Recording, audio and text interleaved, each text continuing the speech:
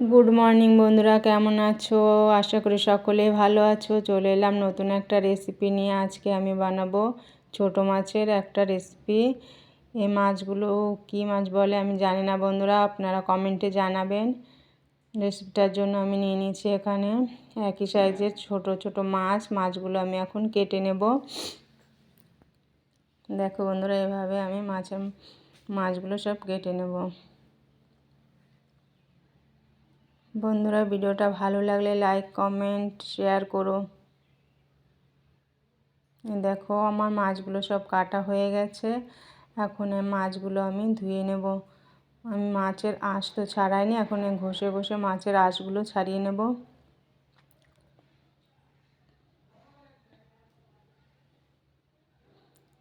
এভাবে ভালো করে জল দিয়ে ধুয়ে মাছগুলো আমি পরিষ্কার করে নেব।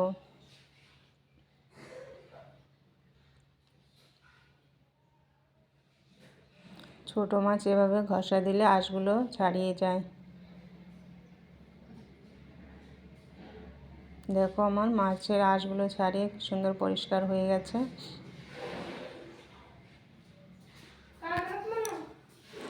এখন আমি মাছের জন্য পেঁয়াজ রসুন ছাড়িয়ে নেব।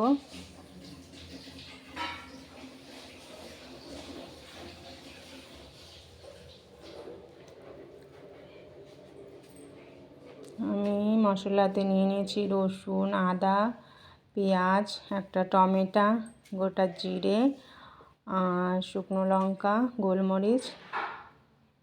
এগুলো জল দিয়ে ধুয়ে পরিষ্কার করে নেব। নিয়ে আমি মশলাটা শিলে বেটে করে নেব।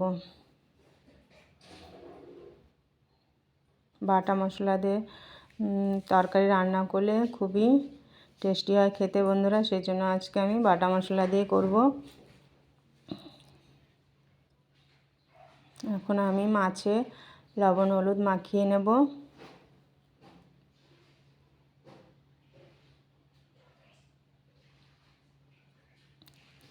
এখন গ্যাসে কড়াই বসিয়ে দেব।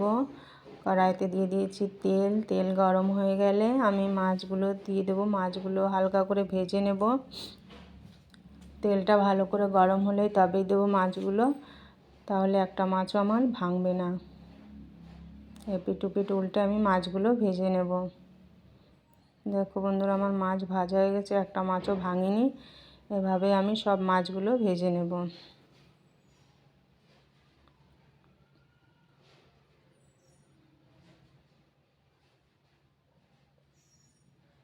এখন ওই কড়াইতে আমি আর একটু তেল দিয়ে দেব। তেল গরম হয়ে গেছে, দিয়ে দিলাম গোটা জিরে, একটা কুচিয়ে রাখা পেঁয়াজটা আমি ভালো করে ভেজে নেব। পেঁয়াজটা আমার ভাজা হয়ে গেছে, এখন আমি দিয়ে দিলাম পেঁয়াজ বাটা, রসুন বাটা। বন্ধুরা, পেঁয়াজ রসুনটা লাল হয়েছে কেননা আমি প্রথমে লঙ্কা বেটেছিলাম, সেই জন্য। পরে দিয়ে দিলাম জিরে গোলমরিচ বাটা, লঙ্কা বাটা। এখন সামান্য পরিমাণে একটু আদা দিয়ে দিলাম। মশলার প্লেটটা ধুয়ে আমি একটু জল দিয়ে দেব।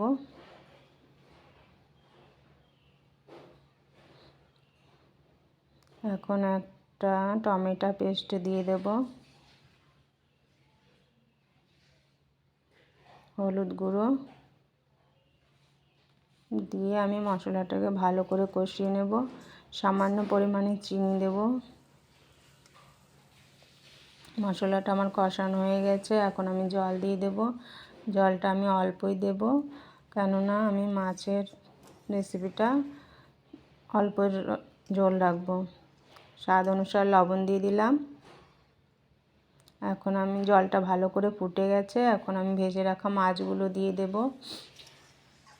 মাছগুলো দিয়ে আমি 5 মিনিট মতন ঢাকা দিয়ে রাখবো।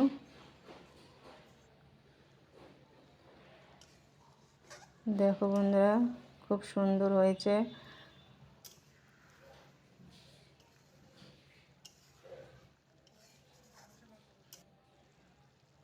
আপনারা চাইলে এটা গরম ভাত, রুটি, পরোটা সব সঙ্গে খেতে পারেন। এখন আমি মাছ রেসিপিটা হয়ে এসছে, এখন আমি গরম মশলা দিয়ে একটু নাড়িয়ে চাড়িয়ে নামিয়ে নেব।